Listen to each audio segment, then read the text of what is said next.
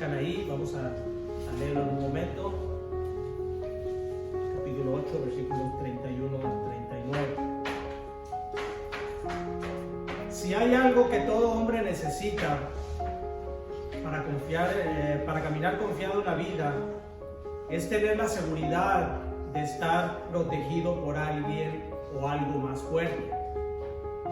Por ejemplo, un niño cuando tiene miedo corre inmediatamente a los brazos de su papá y ahí se siente seguro, se siente protegido. Un hombre que pone su confianza en el dinero se siente seguro cuando su cuenta en el banco y en su cartera están rebosando, están llenas. Este hombre se siente confiado. En la política, los hombres se sienten seguros cuando los arropa alguien con mucho poder. Pero estas cosas, si bien tienen cierto valor, dependiendo de la situación para cada persona, son cosas terrenales y pasajeras. Lo que nosotros vamos a ver en este pasaje que nos narra aquí el apóstol Pablo, en el capítulo 8, es mucho más trascendental que simplemente el hecho de sentirnos protegidos, ya sea física, económica o políticamente. Porque no se trata de que nosotros estemos confiados en algo que es pasajero, algo que es temporal, sino que se trata de la seguridad que todo creyente tiene una vez que ha sido elegido por Dios para salvación, y que ya no hay nada ni nadie que pueda impedir que esa seguridad lo lleve hasta la eternidad ante la presencia de nuestro bendito Señor y Salvador. En los versículos anteriores, en la predicación anterior que vimos acerca de este libro de Romanos, vimos acerca de lo que es el proceso de la salvación, cómo nos va indicando acerca de cuál es el proceso de la salvación, como ya lo vimos. Dios llama a los elegidos, Dios los justifica, Dios los santifica y Dios los va a glorificar. Vimos también en esta predicación anterior que el objetivo de esto es que nosotros, los elegidos, seamos conformados a la imagen de nuestro Señor y Salvador Jesucristo. Ahora, habiendo Pablo explicado este hermoso pasaje acerca del proceso de la salvación, lo que va a hacer a continuación en los siguientes versículos es formular 5 preguntas retóricas que nos harán confiar plenamente en la seguridad de nuestra salvación. Son 5 preguntas que vamos a ver en estos versículos que vamos a considerar, en lo cual a nosotros nos va a hacer ver por qué nosotros debemos de estar seguros de nuestra salvación, de cómo podemos nosotros llegar hasta la glorificación. Estas preguntas que vamos a ver, las 5 preguntas, la primera pregunta es, la encontramos en el versículo 31 que dice: si Dios es con nosotros, ¿quién contra nosotros? Es la primera pregunta. La segunda pregunta dice: el que no escatimonia a su propio Hijo, sino que le entregó por todos nosotros, ¿cómo no nos dará también con él todas las cosas? Versículo 32. La tercera pregunta es: ¿quién acusará a los escogidos de Dios? Lo encontramos en el versículo 33. La cuarta pregunta es: ¿quién es el que condenará? Versículo 34.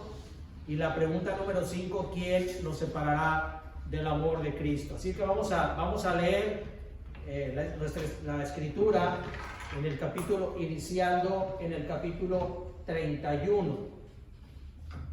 Y dice así: ¿qué pues diremos a esto? Si Dios es por nosotros, ¿quién contra nosotros? El que no escatimonia a su propio Hijo, sino que lo entregó por todos nosotros, ¿cómo no nos dará también con él todas las cosas? ¿Quién acusará a los escogidos de Dios? Dios es el que justifica. ¿Quién es el que condenará? Cristo es el que murió, más aún el que también resucitó, el que además está a la diestra de Dios, el que también intercede por nosotros. ¿Quién nos separará del amor de Cristo? ¿Tribulación o angustia o persecución o hambre o desnudez o peligro o espada? Como está escrito: Por causa de ti somos muertos todo el tiempo. Somos contados como ovejas de matadero. Antes, en todas estas cosas somos más que vencedores por medio de aquel que nos amó. Por lo cual estoy seguro de que ni la muerte, ni la vida, ni ángeles, ni principados, ni potestades, ni lo presente, ni lo porvenir, ni lo alto, ni lo profundo, ni ninguna otra cosa creada nos podrá separar del amor de Dios que es en Cristo Jesús, Señor nuestro. Vamos a orar, hermanos, para poner esta predicación en manos de nuestro Señor. Bendito Padre, te damos gracias por tu palabra. Te damos gracias, Señor, porque nos permites en esta mañana escucharla. Te damos gracias porque nos das también la disposición en nuestro corazón de aprender aquello que tienes tú para nosotros. Pedimos, Señor, que nos des esa plena convicción de que tú, Señor, nos has elegido y de que tú nos llevarás a la glorificación, porque es la seguridad que tenemos en ti, Señor, que eres nuestro Dios todopoderoso. Ponemos, Señor, esto en tus benditas manos, en el nombre de nuestro Señor y Salvador Jesucristo. Amén. Dice el versículo 31, dice, ¿qué pues diremos a esto? Lo que Pablo hace aquí primeramente es dirigirse a la audiencia de la carta, en este caso también a nosotros, motivándolos a abrir su entendimiento de tal manera que puedan sopesar las grandes verdades que ya les ha enseñado y puedan expresar internamente la manera, no de forma verbal, sino que puedan expresar el sentir al respecto de todo lo que han recibido, de toda la enseñanza que se ha recibido, que han comprendido de esto. Por eso dice Pablo, ¿qué pues diremos a esto? O como diciendo, ¿qué tenemos que decir a todo esto que hemos aprendido? Ahora, Pablo no espera una respuesta. Las preguntas que vamos a ver a continuación son preguntas retóricas. Y como información, una pregunta retórica es precisamente aquella pregunta que no espera respuesta. Es una pregunta que se hace como una manera de afirmar algo. Por ejemplo, una mamá le dice a su niño, a su niña, ¿cuántas veces tengo que decirte que te portes bien? Es una pregunta. Le dice a su niño, ¿cuántas veces tengo que decirte que te portes bien? Pero aunque es una pregunta, la mamá no espera recibir una respuesta. Lo que está haciendo es afirmándole que debe de portarse bien. Eso es una pregunta retórica. Entonces eso es lo que hace Pablo en las preguntas retóricas. No está esperando que se le responda, sino lo que está haciendo es haciendo una afirmación que la pregunta que está haciendo tiene una respuesta afirmativa y lógica. Así que una vez que Pablo motiva el entendimiento respecto a la seguridad de nuestra salvación expresada en los versículos anteriores, eso es lo que Pablo es lo que está haciendo. Ahora, una vez que Pablo explica acerca de este pasaje del proceso de la salvación, lo que va a hacer a continuación entonces es formular las 5 preguntas retóricas que nosotros ya vimos. Es lo que va a hacer a continuación el apóstol Pablo. Lo importante ahora para nosotros es saber cómo podemos estar seguros de que todo esto se va a cumplir. ¿Cómo vamos a estar seguros de que lo que ha dicho el apóstol Pablo, que nosotros vamos a ser glorificados, cómo es que esto se va a cumplir? ¿Qué garantía tenemos nosotros de esto que vaya a ocurrir? Así que Pablo comienza con la primera pregunta para demostrarnos que el Dios que hace esta promesa, que ya se nos ha enseñado, el Dios que hace esta promesa es un Dios todopoderoso, capaz de cumplirla. Fíjense lo que dice el versículo 31. ¿Qué pues diremos a esto? Si Dios es por nosotros, ¿quién contra nosotros? ¿Quién puede enfrentarse a nosotros cuando el Dios que nos protege es más poderoso que todos los seres que existen? Porque Dios es el creador de todos los seres. En Isaías capítulo 40, versículos 25 y 26 dice: ¿a qué pues me haréis semejante o me compararéis? Dice el Santo. Levantad en alto vuestros ojos y mirad quién creó estas cosas. Él saca y cuenta su ejército, a todas llama por sus nombres, ninguna faltará. Tal es la grandeza de su fuerza y el poder de su dominio. Es un Dios todopoderoso el que tenemos. Apocalipsis capítulo 19, versículo 6 dice: y oí como la voz de una gran multitud, como el estruendo de muchas aguas y como la voz de grandes truenos que decía: aleluya, porque el Señor nuestro Dios todopoderoso reina. Ese es el Dios que nosotros tenemos.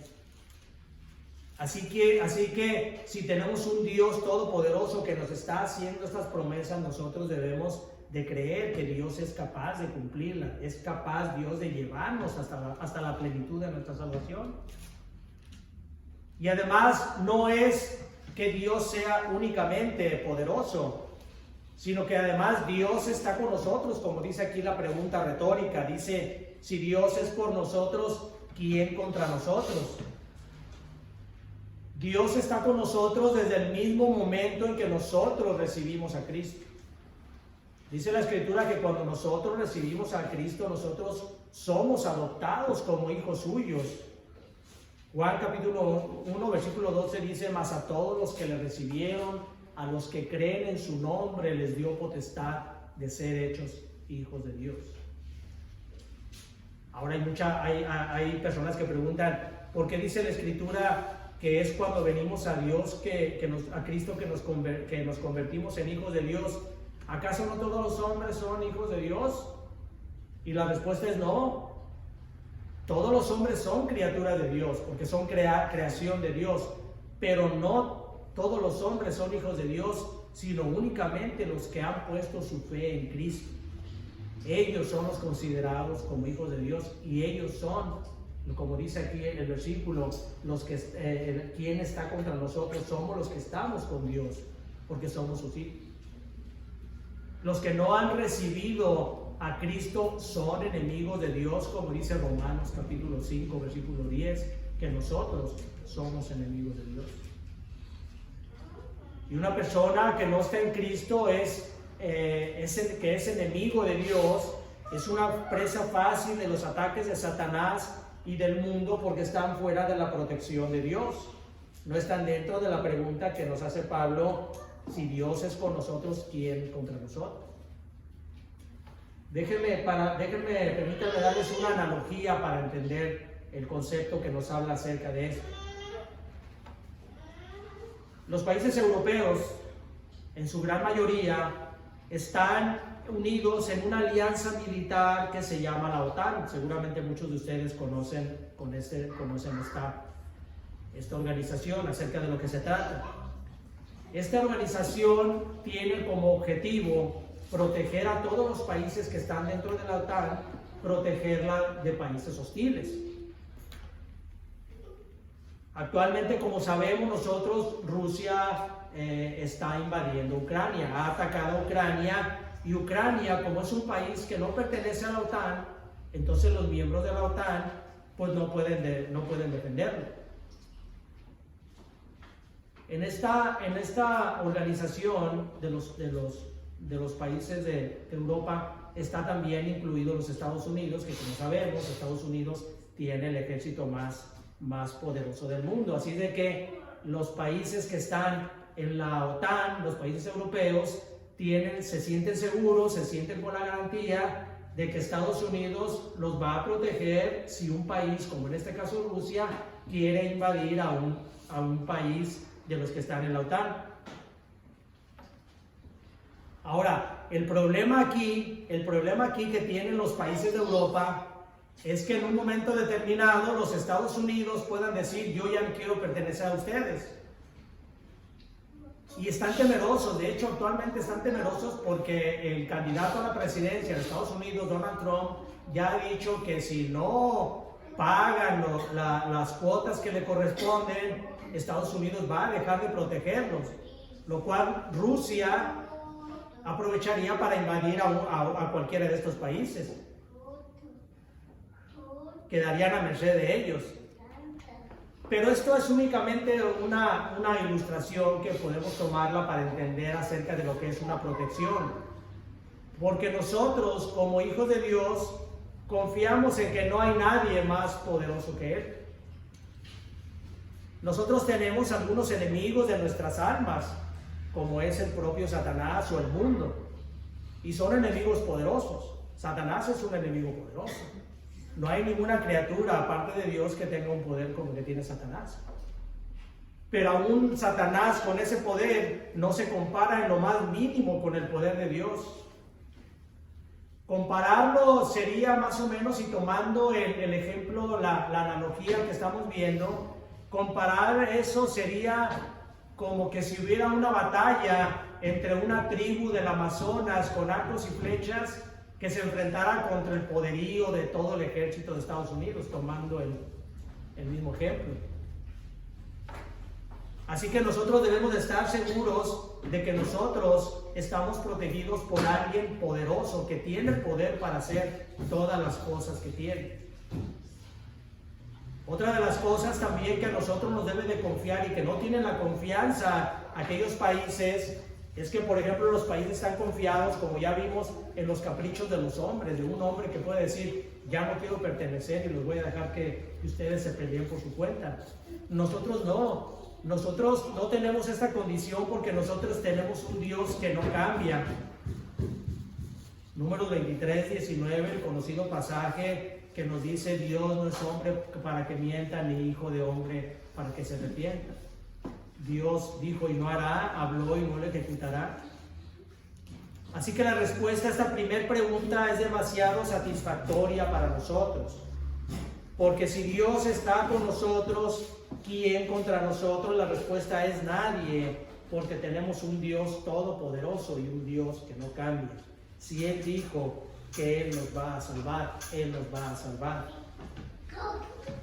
Versículo 32, la siguiente pregunta dice, el que no escatimó ni a su propio Hijo, sino que lo entregó por todos nosotros, ¿cómo no nos dará también con Él todas las cosas?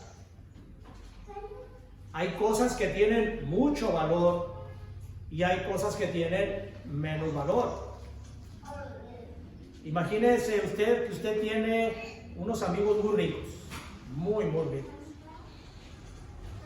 que lo aprecian de verdad, le tienen un valor, una amistad muy valiosa, y que lo invitan a comer a su casa. Al llegar a su casa, a la casa de sus amigos ricos, les tienen la mejor comida, la comida más cara que puede haber, lo invitan, le dan todo lo que tienen ahí a la mano, se lo dan. Y entonces usted ve una canasta con dulces baratos ahí a un ladito y a usted se le antoja uno de esos dulces y le pide. ¿Usted cree que las personas que le dieron, sus amigos que lo quieren, que lo estiman, ustedes creen que les puede negar un dulce después de que le dieron todo aquello que le dieron? No, ¿verdad? No hay manera.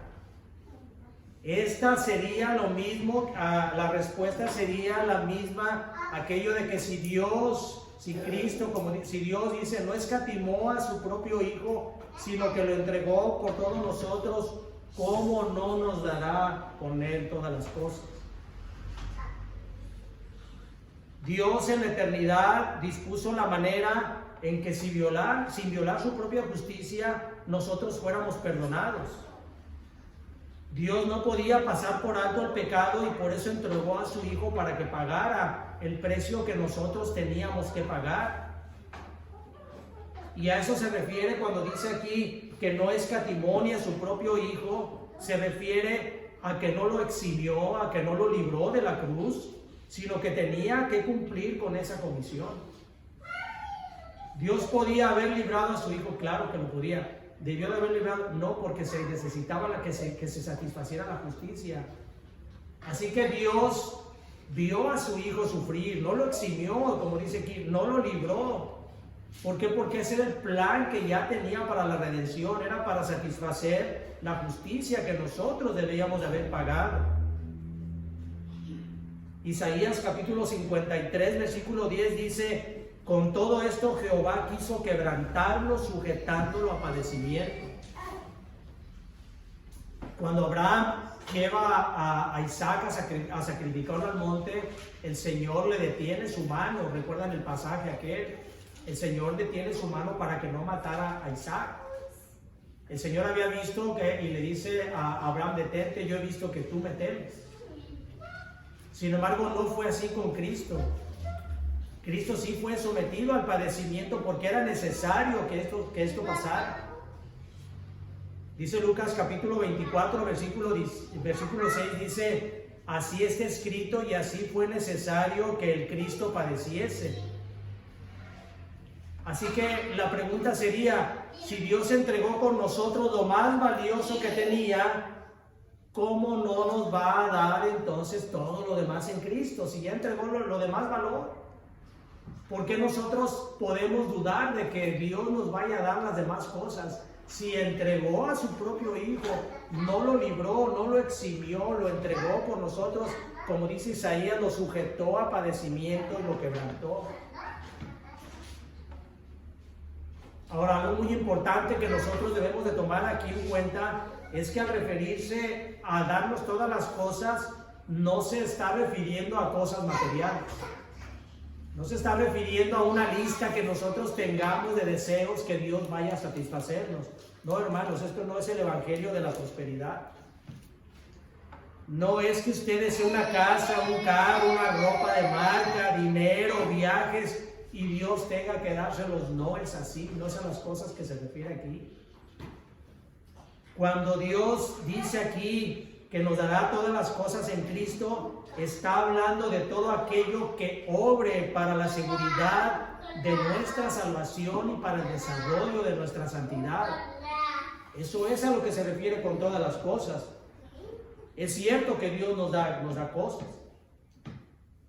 Dios nos da a nosotros, de acuerdo a su providencia, todo lo que necesitamos para la vida, pero no es a lo que se refiere aquí. Aquí se refiere que Dios nos da todo lo necesario para nuestra salvación. Nada está más alejado de la realidad que el hecho de decir que todo cristiano debe de llevar buena vida. Esas son mentiras de Satanás. Satanás es el único que promete la buena vida aquí en la tierra.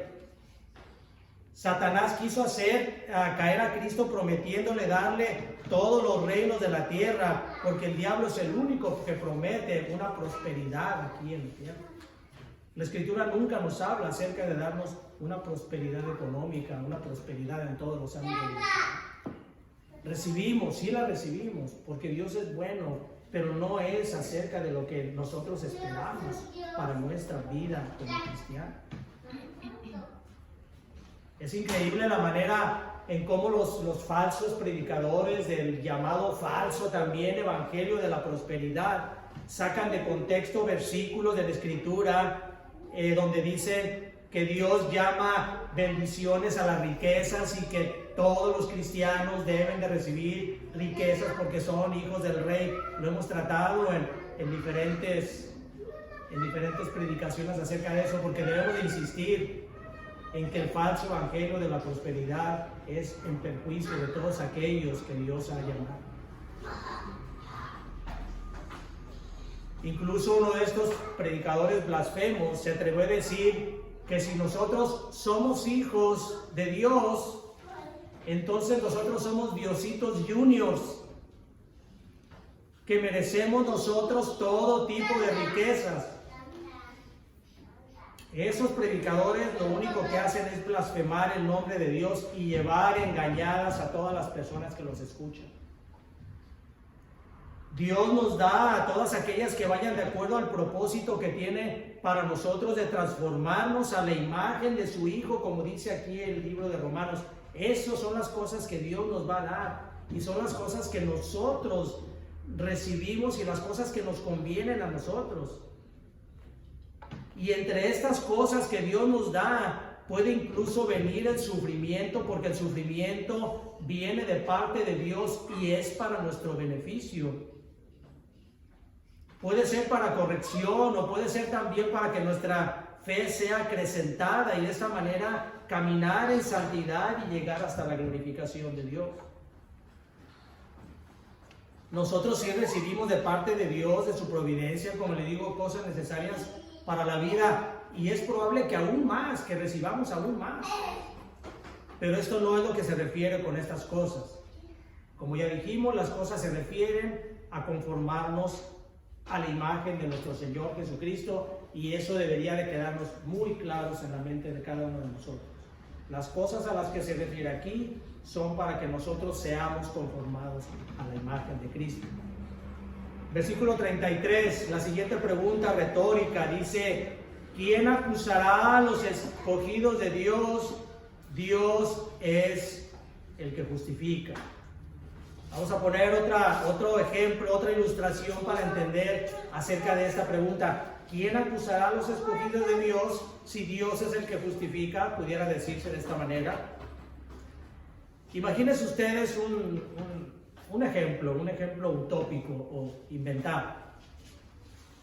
Que en cierto país, que fuera un país muy perfecto, una persona es acusada de robar $1 millón de dólares y es llevado ante el juez. Es el único juez que hay ahí. Recuerden, es un país utópico, es el único juez. Es un juez todo justicia, es un juez honesto a toda prueba, es intachable. Así que todas las personas de ahí confían plenamente en este juez. Y le llevan a él, al ladrón que se robó $1 millón. Así que el juez justo lo condena a pagar 4 veces lo que robó, porque eso es lo que la ley marca en ese país. Y el juez le aplica la ley perfecta. Tienes que pagar $4 millones por el $1 millón que te robaste. Pero resulta que el ladrón no tiene dinero. El $1 millón que se robó lo gastó, y aparte es despilfarrador y no tiene con qué pagar esa fianza. Así que el juez lo condena a cadena perpetua, porque esa es la ley que marca ahí. Pero resulta que este hombre tiene un buen amigo que se compromete a pagar los $4 millones para que su amigo no vaya a la cárcel. El amigo paga y el ladrón queda libre. Ya no hay ninguna deuda con la justicia. A los pocos días, un enemigo del ladrón, del ex ladrón, lo acusa ante el juez justo por el mismo delito que había sido acusado, o sea, por el $1 millón, y lo lleva ante el juez y le dice: señor juez, vengo a acusar a este por el $1 millón que robó hace tiempo. ¿Qué hace el juez justo? Rechaza la acusación, porque aquel castigo que se tenía que aplicar se satisfizo plenamente con el pago que su amigo hizo plenamente de los $4 millones. Y por si esto fuera poco, cuando el enemigo del ladrón lo lleva ante el juez, el amigo que pagó el dinero está presente y tiene ahí el recibo de pago. Lo que ocurre entonces con el ladrón, ex ladrón, es que ya no puede ser condenado por el mismo delito,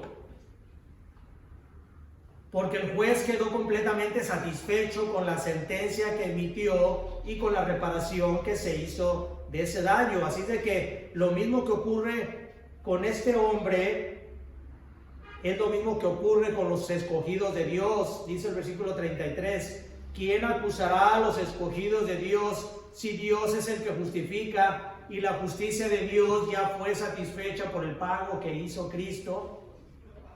Así que ya no hay nadie que pueda acusar a los escogidos de Cristo. ¿Qué acusación puede prosperar en nuestra contra cuando nuestras faltas ya han sido pagadas completamente? Nosotros ya no debemos nada, porque Cristo pagó por nuestros pecados pasados, presentes y futuros. Y porque además, como dice el versículo 33, el único juez que pudiera juzgarnos es aquel juez que a nosotros nos escogió, y por el mismo, y aquel juez que fue satisfecha la justicia por su Hijo, aquel al cual, como ya vimos, quebrantó y pagó todo para que nosotros pudiéramos tener la justicia. Cristo imputó su justicia en nosotros para que nosotros ya no tuviéramos que deber nada. Ahora, como en el caso que figuramos, sí hay quien puede acusarnos. Satanás nos está acusando constantemente, pero su acusación ya no va a prosperar, porque todo ha sido pagado. Nosotros podemos estar plenamente confiados, porque el juez justo ya no recibirá esa acusación. Por eso dice, ¿quién acusará a los escogidos de Dios si Dios es el que justifica? La respuesta ante esta pregunta sería, nadie. ¿Pueden acusarnos? Sí. ¿Nos puede acusar Satanás? Sí. Pero la acusación ya no prospera, porque todo ya ha sido saldado. Versículo 34 dice, ¿quién es el que condenará? Cristo es el que murió, más aún el que también resucitó, el que también además está a la diestra de Dios, el que también intercede por nosotros. Esta pregunta está relacionada judicialmente con la anterior. Al no prosperar ya ninguna acusación en contra de nosotros, lógicamente ya en contra de nosotros no hay ninguna condena. Y no hay ninguna condena, dice aquí en el versículo 34, ¿quién es el que condenará? Cristo es el que murió. No hay ninguna condena porque Cristo murió para pagar nuestra deuda. Por eso la pregunta está ampliada con cada uno de estos elementos. Si Cristo ya murió y murió por nuestra condena, entonces ¿quién nos puede condenar? Dice el versículo, mas también el que resucitó. Si Cristo resucitó venciendo a la muerte para que nosotros tuviéramos vida eterna, es porque Él cumplió a cabalidad la obra que venía a hacer. Dice, el que además está a la diestra de Dios. Al momento de que Cristo cumple con su obra, que Cristo resucita, es exaltado y es sentado a la diestra de Dios, en donde también está intercediendo por nosotros, como dice el versículo 34. Cristo está a la diestra del Padre como diciendo, yo soy la constancia de que he pagado por los pecados de todos aquellos que tú me diste, Padre, y por eso no hay ninguna condenación ya para ninguno de ellos. Esta es la intercesión que hace Cristo cuando está allá. Cristo es como el hombre que estaba en el juzgado, que había pagado los 4 millones de dólares y dijo, aquí está el pago, no hay ninguna acusación en contra de este hombre, porque aquí está el pago que ya se hizo por este hombre. Eso es lo que hace Cristo cuando está a la diestra del Padre. Ahora, en base a estos elementos poderosos que componen las primeras 4 categorías de las respuestas, la primera es si Dios es todopoderoso y está a nuestro lado, si fue capaz de entregar lo que más quiere por nosotros, si Él es el juez justo y supremo y nos ha considerado justos, y si la condena que obraba en nuestra contra fue satisfecha plenamente por Cristo, entonces la conclusión contundente respecto a la seguridad de nuestra salvación sería la última de la pregunta retórica: ¿quién nos separará del amor de Cristo? Como dice en el versículo 35. Si todo lo anterior ya fue satisfecho, si hay un Dios poderoso que nos guarda, si entregó por nosotros a su Hijo, si es un juez justo y supremo, entonces ¿quién nos va a separar del amor de Cristo? Y no está hablando de que, aquí nos está hablando no de que quién nos va a separar de que nosotros amemos a Cristo, porque nosotros podemos estar, tendemos, como ya vimos, en nuestra carne muchas veces a separarnos de Cristo. Pero Dios es fiel, aunque nosotros somos infieles, Dios es fiel. Aquí está hablando claramente de que nadie nos va a separar del amor de Cristo. Dice aquí, ¿quién nos separará del amor de Cristo? ¿Tribulación o angustia? La tribulación es inevitable en el pueblo de Dios y tenemos que esperarla, porque el mundo es nuestro enemigo. Nosotros estamos en el mundo y en el mundo vamos a pasar muchas aflicciones. Juan 16:33 nos dice precisamente esto, nos dice: estas cosas os he hablado, dice el Señor, para que en mí tengan paz. En el mundo tendréis aflicción, pero confiad, yo he vencido el mundo. Vamos a tener aflicciones, sí, vamos a pasar aflicciones, porque la aflicción para nosotros es como si nosotros participáramos en los sufrimientos de Cristo. Segunda a los Corintios 1:5 dice: porque de la manera que abundan en nosotros las aflicciones de Cristo. Vayan a 2 Corintios capítulo 1, versículo 5. Segunda a los Corintios capítulo 1, versículo 5. Dice: porque de la manera que abundan en nosotros las aflicciones de Cristo, así abundan también por el mismo Cristo nuestra consolación. Pero si somos atribulados, es para nuestra consolación y salvación. O si somos consolados, es para vuestra consolación y salvación, la cual se opera en el sufrir de las mismas aflicciones que nosotros también padecemos. Nosotros recibimos las tribulaciones, pero para que nosotros podamos ser consolados y para que nosotros podamos ser perfeccionados en el amor de Cristo. Dice Romanos capítulo 5, versículo 3: y no solo esto, sino también nos gloriamos en las tribulaciones, sabiendo que la tribulación produce paciencia, y la paciencia prueba, y la prueba esperanza. Esa es la manera en que nosotros somos transformados a la imagen de Cristo.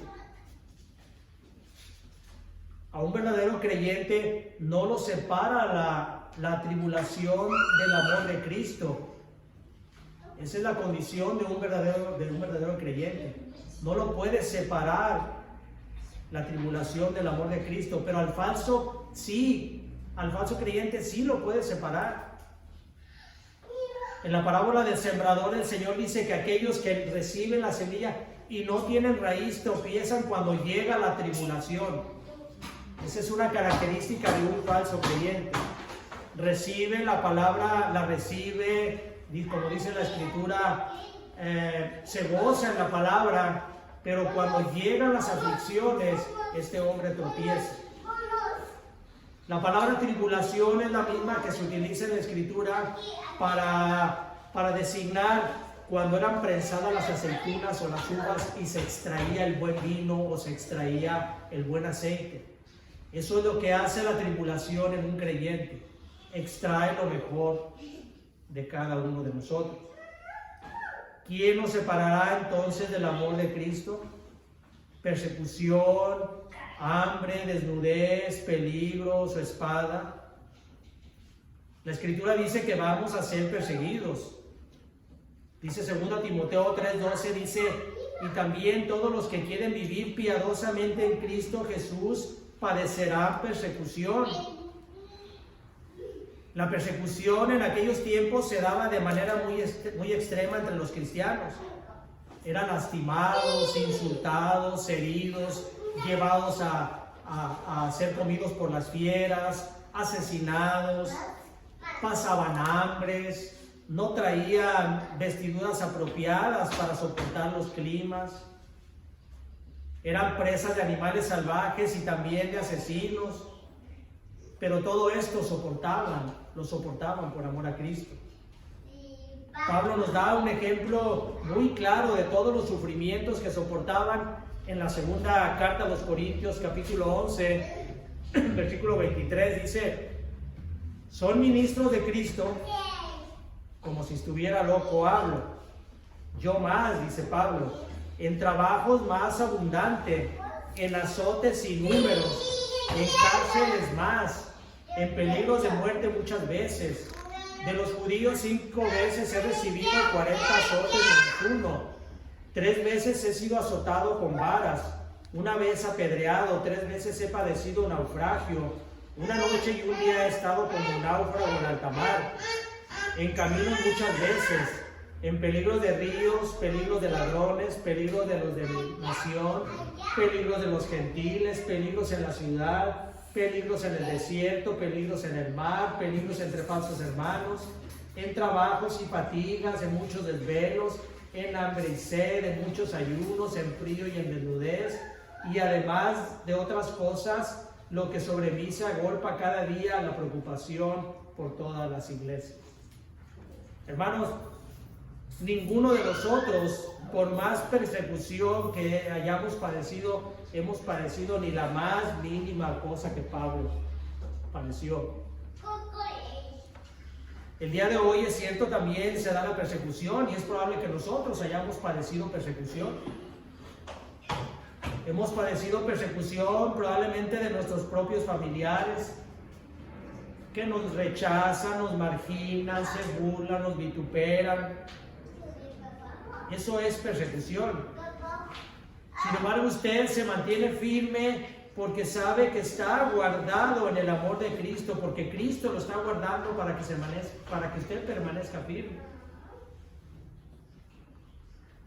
Pero los que no soportan la persecución, porque la persecución también se da por medio de Satanás y de las tentaciones del mundo.